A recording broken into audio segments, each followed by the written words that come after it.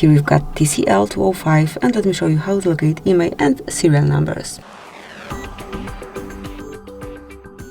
So at first, just open your phone dialer, go to keypad, and enter a secret code, which is *pound, 06 pound.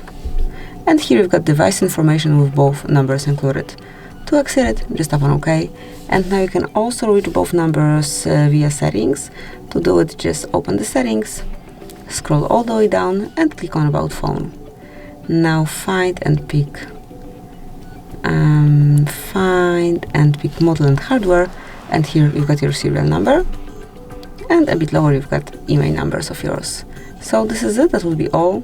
Thank you for watching. Please subscribe our channel and leave the thumbs up.